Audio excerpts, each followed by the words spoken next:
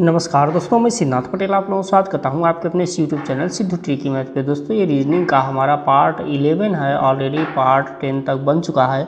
तो अगर आपने उन वीडियो को नहीं देखा है तो उसका प्लेलिस्ट का लिंक हमने नीचे डिस्क्रिप्शन में साथ में आई बटन में दोनों जगह प्रोवाइड कर दिया है, आप चाहे जहां से भी देख सकते हैं। तो हमारा ये रीजनिंग का पार्ट 11 है साथियों, इसमें हमने मोस्ट सेलेक्टेड क्वेश्चन को शामिल किया है और हमारा हर एक क्वेश्चन किसी ना किसी एसएससी के एग्जाम में पूछा गया क्वेश्चन होता है। तो इसलिए अगर आपने हमारी वीडियो को, ओल्ड वीडियो को नहीं देखा है, पुरानी वीडियो को नहीं देखा है, तो आप चाहिए प्लेलिस्ट में और जा करके उनको भी देख लीजिए, क्योंकि हमारा हर एक क्वेश्चन एसएससी में पूछे गए क्वेश्चन होते हैं और हमारा मूल बेस ही है एसएससी की तैयारी करवाना। तो चलिए बिना टाइम को गवाए हम करते हैं वीडियो को स्टार्ट। तो हमारा फर्स्ट क्वेश्चन बोल रहा है साथियों कि हमारा फर्स्ट क्वेश्चन बोल रहा है कि rupees dash arena dash pursue dash spare dash separate.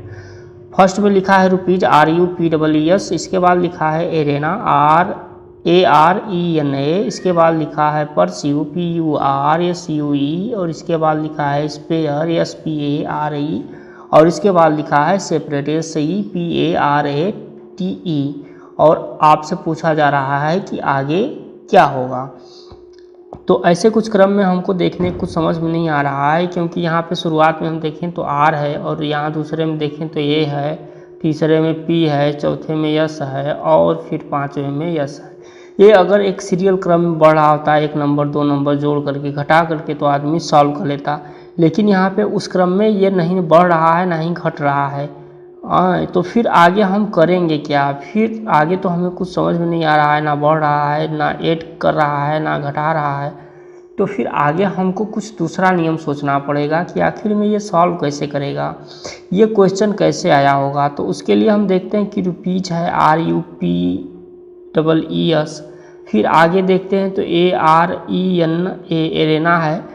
तो आप अगर गौर से देखेंगे तो यहाँ पे जो फर्स्ट नंबर है हमारा, फर्स्ट जो अक्षर है R, वो सेकेंड में क्या हो रहा है, सेकेंड में सेकेंड नंबर पे आ रहा है, ठीक है।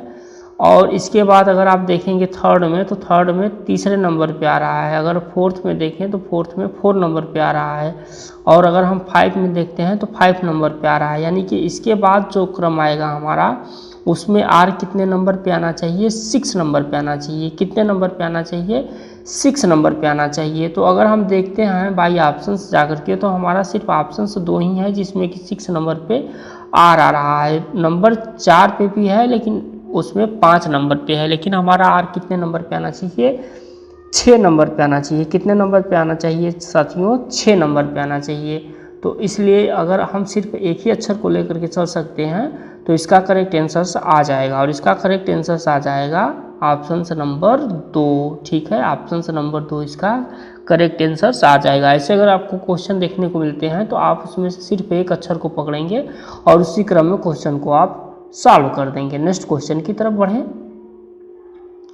तो नेक्स्ट क्वेश्चन है हमारा साथियों कि U है, इसके बाद T है, फिर R है, फिर O है, फिर K है, फिर आगे क्वेश्चन मार्क है। यानी कि U है, फिर T है, फिर R है, फिर O है, फिर K है, आगे फिर क्वेश्चन मार्क है, ठीक है। तो यानी कि अगर हम क्वेश्चन को देखते हैं तो ये हमारा U है, इसके बाद हमारा T है, ठीक है साथियों, इसके बाद हमारा R है, फिर R के बाद O है और O के बाद क्या है, K है, ठीक है। तो अगर हम एक क्रम में देखते हैं तो ये हमको संख्या कुछ घटती हुई क्रम में दिखाई दे रही है, क्योंकि हमारा U क्या है, अगर हम U की बात करें तो U हमारा 21 नंबर पे है, ठीक है। T हमारा कितने नंबर पे है, T हमारा 20 नंबर पे है। R की बात करें तो R कितने नंबर पे आता है, 18 नंबर पे। अगर O की बात करें तो O कितने नंबर पे आता है, 15 नंबर पे। और अगर हम K की बात करें तो K कितने नंबर पे आता है, 11 नंबर पे। इसको आप इजोटी के थ्रू याद रख सकते हैं। हमने आपको बता रखा है कि आप इजोटी के थ्रू इनको याद आसानी से रख सकते हैं। इजोटी का मतलब क्या हो जाता है साथियों, E का मतलब होता है 5, ठीक है। और J का मतलब क्या हो जाता है, J का मतलब हो जाता है 10। कितना हो जाता है, 10, ठीक है। J का मतलब हो गया 10। O का मतलब कितना होता है, O का मतलब होता है 15, ठीक है। T का मतलब कितना होता है, T का मतलब होता है 20। और Y का मतलब कितना होता है, Y का मतलब होता है 25। ठीक है। तो आप देखते हैं u है तो t के बाद क्या आता है, u आता है, इसलिए u कितने नंबर पे, 21 नंबर पे है। t आपको याद है कि जो t में t कितने नंबर पे, 20 नंबर पे है। r कितने नंबर पे आता है, तो या तो 15 में आप 3 जोड़ेंगे 18 नंबर पे आएगा, या तो 20 में अगर आप 2 घटाएंगे जैसे कि r उसके बाद यस फिर t, तो ये 18 नंबर पे आ जाएगा। ओ आपको मालूम है कि 15 नंबर पे आता है, के आपको मालूम करना है तो जे के बाद के आता है, तो के कितने नंबर पे है, 11 नंबर पे। अब हम देखते हैं कि इनमें घटा कितने नंबर पे रहा है, तो देखिए 21 के बाद 20 है यानी 1 नंबर घटाया, 20 के बाद 18 है 2 नंबर घटाया, 18 के बाद 15 है 3 नंबर घटाया, 15 के बाद 11 है 4 नंबर घटाया। अब इसके बाद क्या करेगा, एक सीक्वेंस में घटा रहा है, 1 घटाया 2 घटाया 3 घटाया 4 घटाया और फिर क्या करेगा 5 घटाएगा। तो 11 में से अगर हम 5 को घटा दें तो कितना आता है साथियों, 6 आता है। कितना आता है, 6। और 6 पे कौन सी संख्या आती है साथियों, तो ई के बाद यफ हमारा 6 पे आता है, ई 5 नंबर पे है और यफ क्या है 6 नंबर पे है, इसलिए इसका करेक्ट आंसर हो जाएगा ऑप्शन नंबर डी यफ। ठीक है, नेक्स्ट क्वेश्चन की तरफ बढ़ें। तो नेक्स्ट क्वेश्चन है हमारा कि -7.25, फिर -5.75, फिर -4.25, फिर -2.75, फिर आगे क्वेश्चन मार्क, फिर 0.25। तो अगर आप ऐसे क्वेश्चन को देखते हैं तो ये आपको भी समझ में आ रहा होगा कि ये एक सीक्वेंस में क्या कर रहा है, घटा रहा है। क्या कर रहा है साथियों, ये एक सीक्वेंस में घटा रहा है संख्या। अगर हम देखते हैं कि 7.25 है, अगर हम उसमें से 5.75 घटा देते हैं तो कितना आता है, 5.75 घटा देंगे तो 0। ठीक है, फिर 12 में से 7 गया तो 5 और फिर 6 में से 5 गया तो 1। ठीक है, 1.50 घटा रहा है, बोले तो 1.50 का मतलब 1.5 आपको बोल सकते हैं सीधी भाषा में कि 1.5 ये माइनस कर रहा है। फिर आगे हम देखते हैं तो 5.75 और फिर है 4.25, 4.25, तो ये भी क्या कितना आंसर आ रहा है 1.50, यानी कि यहाँ भी 1.50 ही माइनस कर रहा है। फिर आगे क्रम में देखते हैं तो फिर आगे 4.25 है और फिर 2.75 है, तो फिर ये क्या कर रहा है 0, फिर 12 में से 7 गया तो 5 और फिर 3 में से 2 गया तो 1। ये भी क्या कर रहा है 1.50 ही घटा रहा है। तो आगे हम क्या करेंगे, आगे भी हम 1.50 इनमें से घटा देंगे, यानी कि 2.75 में हम क्या करेंगे, 2.75 में हम क्या करेंगे 1.50 घटा देंगे। तो ये 5 हो गया, फिर 2 हो गया, फिर 1 हो गया, यानी कि 1.25 आ रहा है। लेकिन 1.25 कितने पे आएगा, माइनस में आएगा, प्लस में नहीं जाएगा, क्योंकि यहाँ पे -2.75 है। और अगर -2 में हम 1.50 घटाएंगे तो -1.25 आएगा। ठीक है, +1.25 नहीं आएगा। फिर आगे अगर हम देख लेते हैं -1.25 में हम क्या करते हैं कि 1.50 घटा देते हैं, तो फिर क्या हो जाएगा, ये प्लस में जाएगा। ठीक है, -1.25 में से अगर हम 1.50 में से अगर 1.25 घटा दें, चूँकि ये माइनस में है और ये प्लस में है, तो कितना आएगा, यानी कि 0.25 आएगा। इसका करेक्ट आंसर कितना हो जाएगा, इसका करेक्ट आंसर कितना हो जाएगा साथियों, ऑप्शन नंबर 2 इसका करेक्ट आंसर हो जाएगा। या तो अगर आप चाहें तो एक सीक्वेंस में काफ़ी इजी तरीके से घटा सकते थे।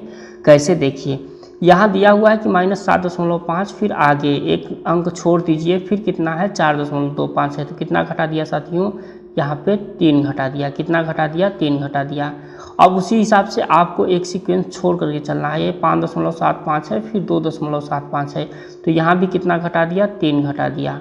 और फिर आगे हमको 3 घटाना है, यानी 4.15 में हमको क्या करना है, 3 घटाना है। अगर हम 3 घटाते हैं 4.15 में तो कितना आ जाता है, -1.25 आ जाएगा। ठीक है, फिर आगे अगर हम देख लेते हैं इस दूसरे ऑप्शंस में से, तो दूसरे ऑप्शंस में से जब हम 3 घटाएंगे साथियों, चूँकि ये माइनस है, +3 जब हम घटाएंगे तो कितना आ जाएगा, 0.25 ही आ जाएगा। तो आप दोनों तरीके से इस क्वेश्चन को सॉल्व कर सकते थे। नेक्स्ट क्वेश्चन की तरफ बढ़ें। नेक्स्ट क्वेश्चन है कि आयुष का जन्मदिन गुरुवार 27 अप्रैल को हुआ। यदि मितुल का जन्म 27 अक्टूबर को हुआ तो उसी वर्ष मितुल का जन्मदिन सप्ताह के किस दिन आएगा।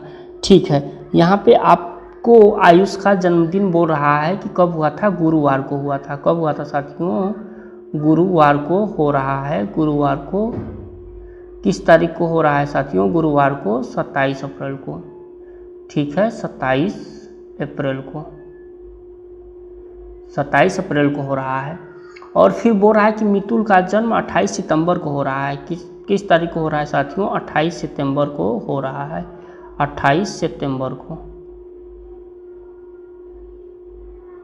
तो अब देखिए हम क्या करेंगे कि हम पूरा दिन निकाल लेंगे, उसको 7 से डिवाइड कर देंगे और बाकी जो हमारा शेष आएगा वो उसमें हम दिन में ऐड कर देंगे। अगर उसको डिवाइड करने पे अगर शेष हमारा 0 आता है तो फिर वही दिन आता है। जैसे देखिए अप्रैल कितने दिन का होता है, तो अप्रैल कहेंगे कि 30 दिन का होता है। ठीक है, 27 अप्रैल बोल रहा है तो अप्रैल में कितना दिन बचा, 3 दिन बचा। और मई कितने दिन का होता है, तो मई होता है 31 दिन का। ठीक है, फिर जून की बात करें तो जून होता है 30 दिन का। ठीक है, फिर अगर हम जुलाई की बात करें तो जुलाई कितने दिन का होता है, 31 दिन का। और सितंबर की बात करें तो सितंबर में आपसे 28 सितंबर को पूछा गया था, तो 28 सितंबर आप इसमें ऐड कर दीजिए। तो ये कुल कितने दिन हो जाते हैं, 8 1 9, 9 1 10 और 10 3 13। कितने दिन हो जाते हैं साथियों, अब हम इनको जोड़ देते हैं। ये 13 का 3 हाथ में लगा 1, 8 1 9, 9 1 10 3 13 हाथ में लगा 1, 3 3 6 3 9 3 12। कितना हो गया साथियों, हो गया 123 दिन। 123 दिन में हम क्या करेंगे, 7 से डिवाइड कर देंगे। तो 7 1 कम 7, हाथ में लगा 5, 53 हो गया, 7 7 49। ठीक है, 7 7 49 और 49 में अगर हम 4 जोड़ेंगे तो कितना आ जाएगा, 49 में से अगर हम 4 जोड़ेंगे तो कुल 53 आ जाएगा। यानी कि 4 दिन शेष है, यानी कि हमारा ये जो गुरुवार है हम उसमें 4 दिन जोड़ देंगे। ठीक है, तो गुरुवार में अगर हम 4 दिन जोड़ेंगे साथियों तो कितना दिन हो जाएगा, गुरुवार के बाद शुक्रवार, फिर शनिवार, फिर रविवार, फिर सोमवार। कितना हो जाएगा साथियों, फिर हो जाएगा सोमवार। यानी कि अगर हम 4 में 4 जोड़ते हैं तो कुल 8 दिन आ जाते हैं। और 7 दिन अतवार होता है, तो 8वां दिन कौन सा हो जाएगा, 8वां दिन हो जाएगा सोमवार। ऑप्शन से नंबर ए इसका करेक्ट आंसर हो जाएगा। तो आपको इस ऐसे क्वेश्चन को सॉल्व कैसे करना है, कुल दिनों को काउंट कर लेना है, फिर जोड़ करके उनको 7 से डिवाइड कर देना है। जो भी शेषफल आता है उस शेषफल को दिन में आपको कन्वर्ट करके फिर इस दिन में जोड़ करके क्वेश्चन को सॉल्व कर देना है। ठीक है, नेक्स्ट क्वेश्चन की तरफ बढ़ें। नेक्स्ट क्वेश्चन है हमारा कि 4 बॉक्सों का वजन 20, 30, 40 और 60 किग्रा है। निम्नलिखित में से बॉक्सों के किसी भी संयोजन में कुल वजन किलोग्राम में कौन सा नहीं हो सकता, और एक संयोजन में एक बक्सा एक ही बार प्रयोग में लाया जाएगा। ठीक है, तो ऐसे क्वेश्चन को कहने का मतलब ये होता है कि जो आपका नंबर दिया गया है, जैसे कि 20, 30, 40 और 60, तो इन नंबर को आपको सिर्फ एक ही बार प्रयोग करना है। इनको 2 बार प्रयोग करके आपको नहीं ऐड करना है, इनको सिर्फ एक बार ही आपको प्रयोग करना है और ऐसे संयोजन को आपको बनाना है। तो अगर हम बाई ऑप्शन जा करके देख लेते हैं इन संयोजन को जोड़ करके, जैसे कि 150 दे रहा है, तो 150 का मतलब कि हम इन चारों संख्याओं को सिर्फ एक ही बार जोड़ेंगे। अगर 150 आ जाएगा तो वो संख्या बन जाएगी। ठीक है, जैसे कि देखते हैं 60, 40, 100, 130, 20, 150, तो 150 सब जोड़ने में आ जाता है। अब आगे देख लेते हैं 110। 110 अगर हम जोड़ लेते हैं तो क्या 110 आ सकता है, तो हाँ, 20 + 30 50 + 60 110, 110 भी आ जाएगा। फिर आगे हम देख लेते हैं 130। 130 क्या आ सकता है, 60, 40, 100 और 30 जोड़ दिए तो 130। और इसके बाद आ जाता है हमारा 140। 140 अगर हम देखना चाहें तो 60 और 40 100, फिर 120 या 130 आ सकता है, लेकिन 140 नहीं आ सकता, क्योंकि हमको ये 4 संख्याओं को सिर्फ एक ही बार प्रयोग करना है। इसलिए क्या होगा इसमें कि 140 नहीं आ सकता, क्योंकि 60 40 100 हो सकता है, और इसके बाद 130 अगर जोड़ेंगे तो 130 और 20 जोड़ेंगे तो 120 हो सकता है, लेकिन 140 नहीं हो सकता है। तो ठीक है, तो इसलिए हमारा ये जो 4 नंबर का ऑप्शन है ये नहीं बन सकता, ये नहीं बन सकता, इसलिए ऑप्शन से नंबर 4 इसका करेक्ट आंसर हो जाएगा। ठीक है, नेक्स्ट क्वेश्चन की तरफ बढ़ें। नेक्स्ट क्वेश्चन है हमारा कि निम्नलिखित विकल्पों में से वह शब्द चुनिए जो दिए गए शब्द के अक्षरों का प्रयोग करके नहीं बनाया जा सकता। ठीक है, आपको एक शब्द दे दिया गया है, उसके 4 ऑप्शंस दे दिए गए हैं और आपसे पूछा क्या जा रहा है कि उनका प्रयोग करके इन 4 ऑप्शंस में से कौन सा ऑप्शंस नहीं बनाया जा सकता। तो चलिए देख लेते हैं। तो हमारा फर्स्ट ऑप्शन है ब्लू, BLUE, ठीक है। तो हम देख लेते हैं, इसमें B है, L है, U है और E इसमें नहीं है साथियों। हम्बलिंग में क्या है, हम्बलिंग में इसमें E नहीं है, कहीं पर भी E नहीं है, इसलिए क्या हो जाएगा, ये नहीं बनेगा और इसका यही करेक्ट आंसर हो जाएगा। फिर आपको बाकी तीनों ऑप्शंस पे ध्यान देने की कोई ज़रूरत नहीं है, या चलिए हम आपको समझाने के लिए दिखा देते हैं। जैसे कि आगे दे रहा है NUMB, तो यहाँ पे N भी है, U भी है, M भी है और फिर B भी है, तो ये तो बन जाएगा। फिर आगे थर्ड नंबर ऑप्शन पे जाते हैं तो LUNG है, तो यहाँ पे L भी है, U भी है और फिर यहाँ पे N भी है और G भी है, ठीक है। तो ये भी बन जाएगा, ये भी बन जाएगा, ये अभी नहीं बनेगा। अब आगे हम 4 नंबर ऑप्शंस पे जाते हैं। तो आगे दे रहा है GLUM, तो यहाँ पे देखिए, यहाँ G भी है, L भी है, U भी है और फिर M भी है, यानी कि ये भी बन जाएगा। कौन नहीं बनेगा, ऑप्शन नंबर ए नहीं बनेगा और यही इसका करेक्ट आंसर हो जाएगा। नेक्स्ट क्वेश्चन की तरफ बढ़े। तो ये नेक्स्ट क्वेश्चन आपके लिए होमवर्क के लिए हम छोड़ देते हैं। इसका आंसर्स आप क्या करेंगे, कमेंट बॉक्स में कमेंट जरूर कर देंगे, क्योंकि हम भी देखना चाहते हैं कि आपकी तैयारी किस लेवल की चल रही है। तो ये लास्ट क्वेश्चन आपके लिए होमवर्क रहेगा, इसका आंसर्स आप कमेंट बॉक्स में कमेंट जरूर कर दीजिएगा। अगर आप चैनल पहली बार विजिट कर रहे हैं तो कृपया चैनल को सब्सक्राइब कर दीजिएगा, क्योंकि इसी तरीके के लिए हम आपको बार बार वीडियो लाते रहेंगे, जो कि आपके SSC का तैयारी हो, किसी भी वनडे एग्जाम की तैयारी कर रहे हो, उसमें बहुत ज़्यादा हेल्पफुल रहेंगी, क्योंकि हम रीजनिंग और मैथ दोनों को आपको इस पर कंप्लीट तैयारी करवा देंगे। तो चलिए मिलते हैं नेक्स्ट वीडियो में, तब तक के लिए जय हिंद।